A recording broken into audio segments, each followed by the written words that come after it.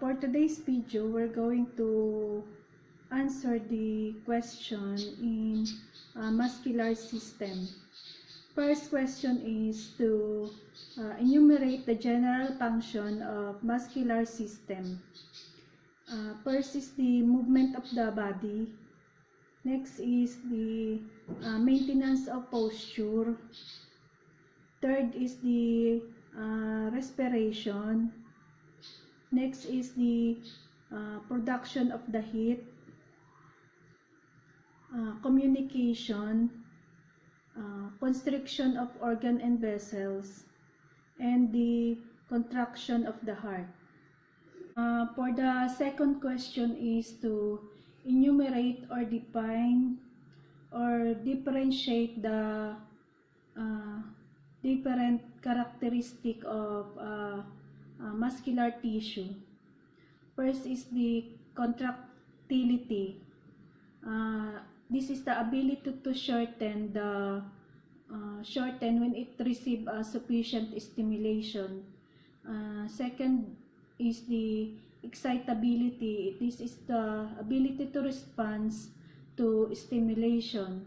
The third is extensibility, ability to stretch beyond normal resting length. And the last is the elasticity, the ability to return to resting length after being stretched. For the third question is compare the different types of muscle, skeletal, smooth, and cardiac as to their location, appearance, control, and functions. The skeletal muscles are striated muscle which are typically attached to the skeleton and under the voluntary control. The connective tissue layer provides support and protection to the muscle cells. The skeletal muscle are attached to the bones by tendons, while the smooth muscles are type of muscle fiber which are not highly ordered. This can be found in the gut and the other internal organs. The smooth muscles are present in the organ such as urinary bladder, stomach, intestine, uterus, and the wall of the blood capillaries.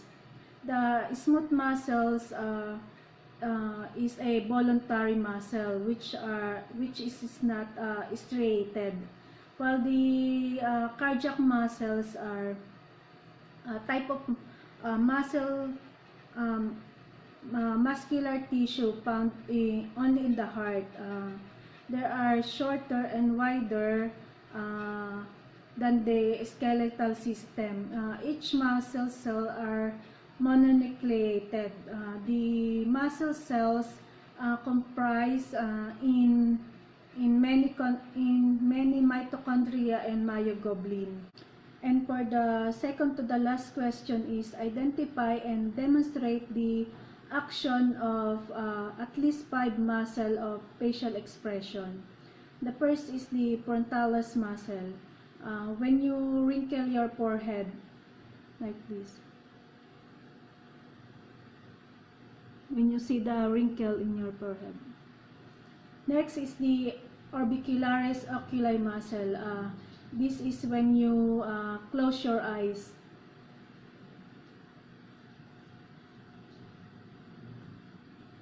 Next is the zygomaticus muscle. This is when you smile, or the what we call is the smiling muscle. The next is the buccinator, when the tense cheeks.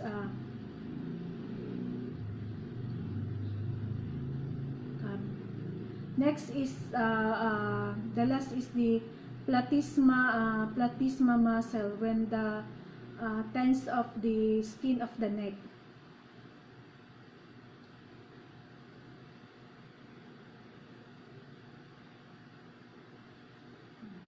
And for the last question is, enumerate the different patterns of fascicle arrangement and give at least one example of muscle. The most common pattern of fascicle arrangement are the circular, parallel, uh, convergent, and pennate. For the example of circular is the orbicularis muscle surrounded by the mouth and the eyes. Next example for the convergent is the triangular or pan shape, like um, the uh, pectoralis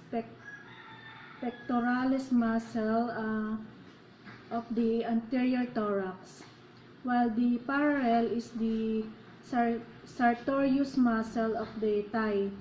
And the pennate muscle it comes in three forms.